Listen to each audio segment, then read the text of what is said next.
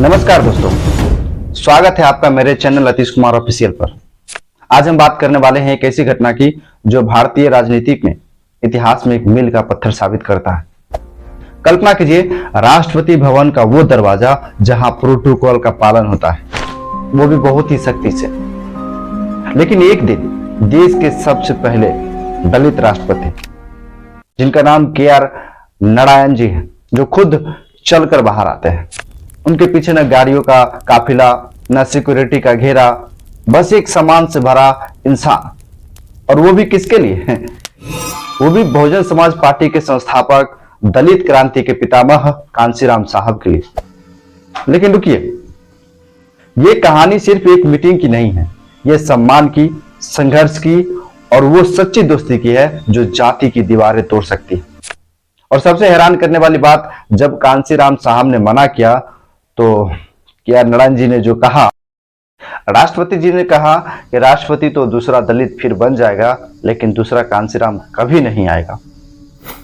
दोस्तों, आज के इस वीडियो में हम समझेंगे कि यह घटना आज भी क्यों प्रासंगिक है, कैसे दो दलित नेताओं ने दिखाया कि सत्ता से ऊपर सम्मान भी होता है। तो चलिए शुरू से समझते हैं। अगर आपको यह कहानी इंस्पायर करे तो लाइक करें और सब्सक्राइब जरूर करें। सबसे पहले आइए जानते हैं इन दो महान हस्तियों के बारे में। पहले जान लेते हैं KR नारायणन जी के बारे में, जो केरल के गरीब ईसाई परिवार में जन्मे थे, लेकिन दलित पृष्ठभूमि से उनका सफर कमाल का था। गांव में मजदूरी से लेकर JNU में पढ़ाई, फिर IFS अफसर बने, उसके बावजूद राजदूत रहे और आखिरकार 1997 में भारत के 10वें राष्ट्रपति बने। वो पहले दलित राष्ट्रपति थे जिन्होंने संविधान की प्रस्तावना को इतना महत्व रखा कि हर मीटिंग में उसे पढ़वाते थे।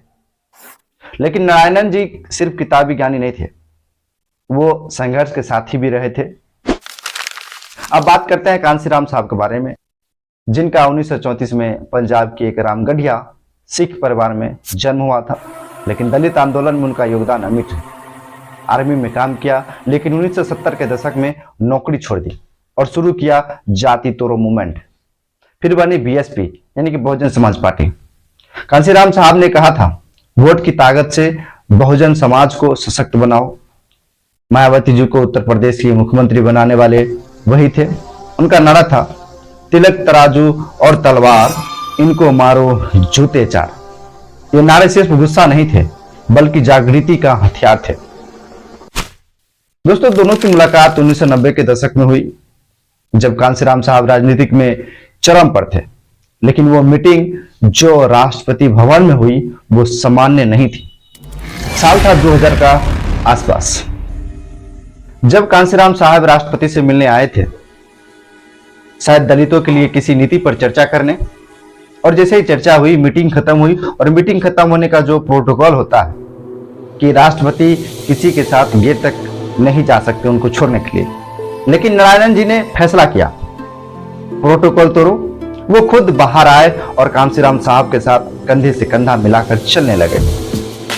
और उस वक्त राष्ट्रपति भवन का लंबा कॉरिडोर, सब सिक्योरिटी स्टाफ हैरान थे। कांशीराम भी चौंक गए थे। उन्होंने कहा, आप राष्ट्रपति हैं, आप यहीं रहे, मैं खुद चला जाऊंगा। लेकिन नारायणन जी यहीं नहीं रुके। मुस्कुराते हुए बोले, राष्ट्रपति तो दूसरा दलित फिर बन जाएगा, लेकिन दूसरा कांशीराम नहीं आएगा। ये सिर्फ शब्द नहीं थे, ये एक क्रांति का सार था। नारायणन जी कहते थे, पद से ऊपर इंसान होता है, उनका संघर्ष होता है। और कांशीराम साहब ने दलितों को वोट की ताकत सिखाई, तो नारायणन जी ने भी सत्ता में बैठे लोगों को और बहुजन समाज की आवाज बुलंद करी। अब यह सवाल यह है कि इतनी घटना खास क्यों है? देखिए, पहला, प्रोटोकॉल तोड़ना आसान नहीं। राष्ट्रपति भवन में हर कदम प्लान होता है। लेकिन नारायणन जी ने दिखाया कि दलित होने का मतलब सिर्फ प्रतिनिधित्व नहीं होता, बल्कि एक दूसरे का सम्मान है। दूसरा, ये दलित मूवमेंट की ताकत दर्शाता है। कांशीराम साहब ने BSP बनाकर दिखाया कि दलित सिर्फ वोट बैंक नहीं है, वो लीडर है। नारायणन जी जो राष्ट्रपति बनकर साबित किया कि संविधान सबके लिए बराबर है।